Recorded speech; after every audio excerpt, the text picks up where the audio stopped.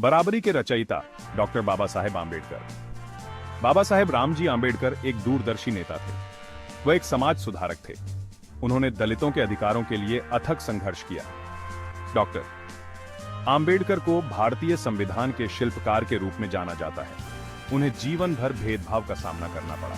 उनका जन्म एक दलित परिवार में हुआ था। इसका मतलब था सामाजिक और आर्थिक बहिष्कार का सामना करना। फिर भी उन्होंने शिक्षा में उत्कृष्ट प्रदर्शन किया। उन्होंने कई डॉक्टरेट की उपाधि प्राप्त की। डॉक्टर आंबेडकर शिक्षा में विश्वास करते थे। वह इसे सशक्तिकरण के साधन के रूप में देखते थे। उन्होंने शिक्षण संस्थानों की स्थापना की। वह दलित समुदाय का उत्थान चाहते थे। डॉक्टर आंबेडकर की विरासत आज भी प्रेरित करती है। समानता के लिए उनका संघर्ष आज भी प्रासंगिक है। उन्हें सामाजिक न्याय के एक योद्धा के रूप में याद किया जाता है। एक विभाजित समाज, भारत में जाति व्यवस्था। 20वीं सदी की शुरुआत में भारत गहराई से विभाजित था। जाति व्यवस्था कठोर थी। लोगों का जन्म एक पदानुक्रम में होता था। यह उनकी सामाजिक स्थिति और अवसरों को निर्धारित करता था। दलित इस पदानुक्रम में सबसे नीचे थे। उन्हें गंभीर भेदभाव का सामना करना पड़ा। उन्हें सार्वजनिक स्थानों पर जाने से वंचित रखा गया।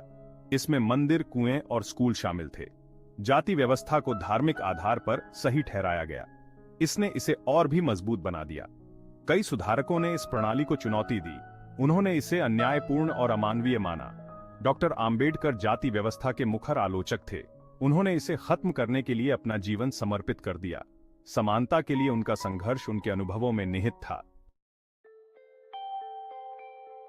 काला राम मंदिर प्रवेश आंदोलन, सम्मान के लिए संघर्ष। काला राम मंदिर प्रवेश सत्याग्रह एक महत्वपूर्ण क्षण था। यह 1930 में नासिक, महाराष्ट्र में हुआ था। दलितों को काला राम मंदिर में प्रवेश से वंचित कर दिया गया था। यह उनके उत्पीड़न का प्रतीक था। डॉक्टर आंबेडकर ने एक शांतिपूर्ण विरोध प्रदर्शन का नेतृत्व किया। हजारों दलित मंदिर तक चले। उन्होंने पूजा के अपने अधिकार की मांग की। इस आंदोलन ने राष्ट्रीय ध्यान आकर्षित किया। सत्याग्रह केवल मंदिर प्रवेश के बारे में नहीं था, यह मानवीय गरिमा के बारे में था।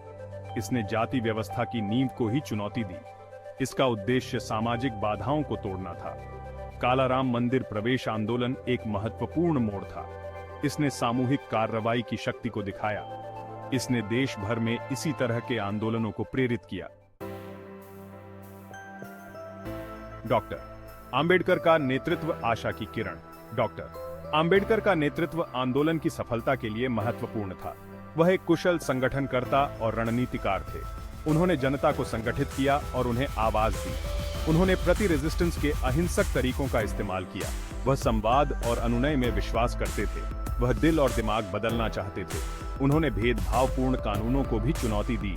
डॉक्टर आंबेडकर के नेतृत्व ने आशा और साहस को प्रेरित किया। उन्होंने दलितों को पहचान और उद्देश्य की भावना दी। उन्होंने उन्हें अपने अधिकारों के लिए लड़ने का अधिकार दिया। उनका संदेश जन जन तक पहुंचा।